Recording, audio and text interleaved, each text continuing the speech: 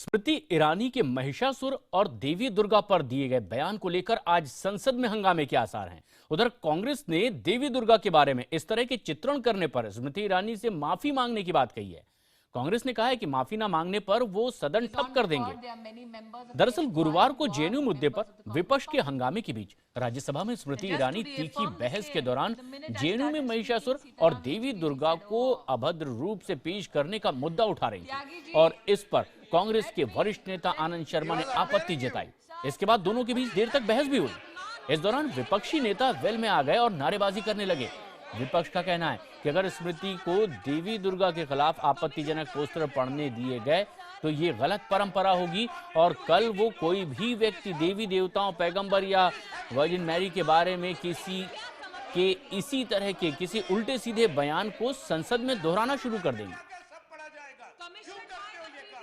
वहीं मानव संसाधन विकास मंत्री स्मृति ईरानी ने महिषासुर दिवस के बहाने देवी दुर्गा के अपमान का मुद्दा उठाने और इस पर हंगामा हुआ। आपको भी दिखाते हैं क्या था ये पूरा मामला, क्या कुछ हुआ सदन के भीतर। Our government has been accused, and I miss today Saugata Roy and Saugata Bose in this house. Champions of free speech, because I want to know whether they will discuss this particular topic which I am about to enunciate in this house on the streets of Kolkata. I dare them this. अभिव्यक्ति की आजादी क्या है? अभिव्यक्ति की आजादी की हद क्या है? अभिव्यक्ति की आजादी के बहाने अराजकता को छूट कैसे दी जा सकती है? क्या अभिव्यक्ति की आजादी से धार्मिक भावना के अपमान की छूट मिल जाती है?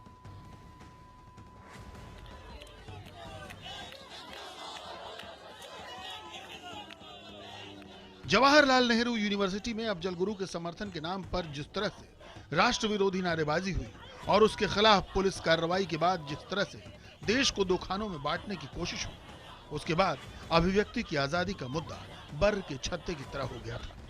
Do I claim to be a victim of my circumstances and say that I am married to a micro-minority family? I am a woman, hence you disallow me to speak in this house.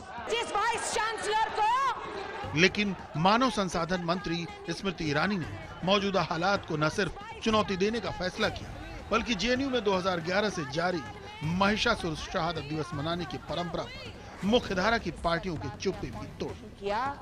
UPA की सरकार ने appoint किया।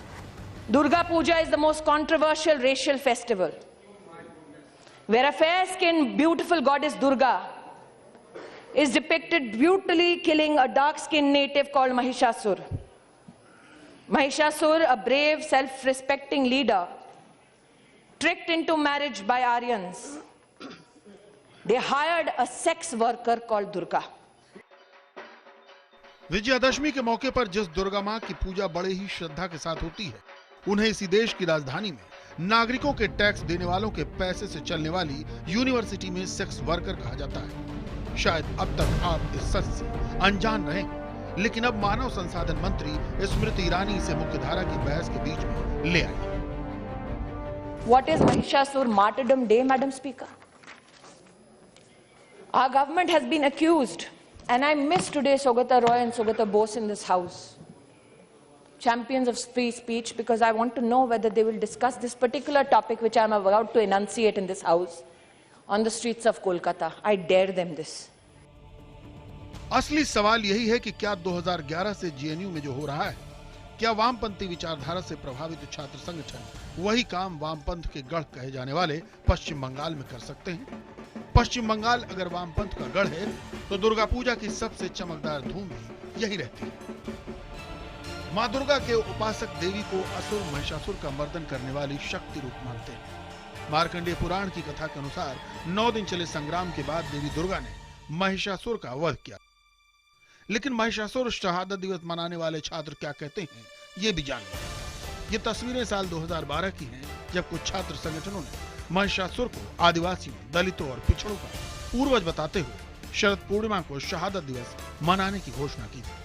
जगह जगह campus में posters भी लगाए गए थे। उस वक्त जमकर बवाल मचा था कि महिषासुर चूंकि ये यहाँ का निवासी था, मूल निवासी था और उसमें अगर और उसके नीचे जाइएगा तो एक ग्वाल था, भैंस पर चढ़ता था, सवारी करता था, न्यायप्रिय राजा था, उसका साम्राज्य बहुत जगह फैला हुआ था। महिषासुर शहादत के नाम पर मां दुर्गा का अपमान नहीं किया जा सकता। विपक्ष भी ये मानता है तो सवाल ये है कि इस मामले को देशद्रोह और गरीब छात्रों के कल्याण के साथ क्यों जोड़ा जा रहा है? क्या जेएनयू देशद्रोह कांड की तरह मां दुर्गा के अपमान के विवाद पर भी देश को दो खाने में बांटने की कोशिश शुरू हो गई है? अरुण कुमार सिंह के साथ अमिताभ सिन्हा, दिल्ली, IBN 7। स्मृति ईरानी के पलटवार से तिलमिलाया विपक्ष और इस तरह के बयानों को गैर वाजिब कह रहा है। दरअसल राज्यसभा में जेएनयू और रोहित वेमुला मामले पर बहस के दौरान चर्चा का जवाब देते हुए मानव संसाधन विकास मंत्री स्मृति ईरानी ने महिषासुर दिवस के बहाने देवी दुर्गा के अपमान का मुद्दा उठाया, जिस पर विपक्ष ने हंगामा शुरू कर दिया। आपको भी सुनाते हैं क्या कुछ कहा सदन के भीतर स्मृति ईरानी ने। Mahishasur day is, and I describe, read out.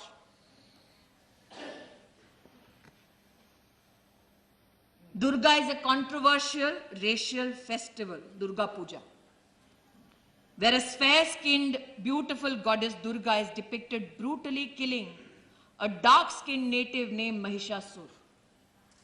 Mahishasur, a brave, self-respecting leader, tricked into marriage by Aryans.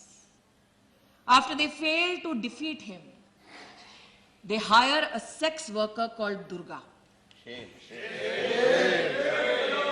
who enticed Mahishasur into marriage, killed him after 9 nights of honeymooning during sleep. Every year, thousands of Durga Puja pandals are erected,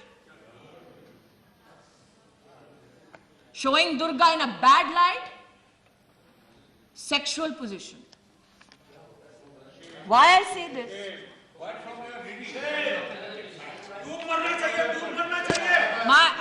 Let me say, I have not yielded. I am reading out from all documents I have received from the university and students, sir. Journey as a politician. और सदन में यह मामला अब गर्मा गया है।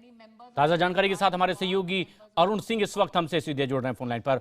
अरुण, चर्चा जहां से शुरू हुई, स्मृति ईरानी उसे 2 कदम आगे ले गई हैं। पलटवार करते हुए विपक्ष अब ये कह रहा है कि माफी मांगे वरना सदन नहीं चलने देंगे। क्या आसार अब दिखाई दे रहे हैं?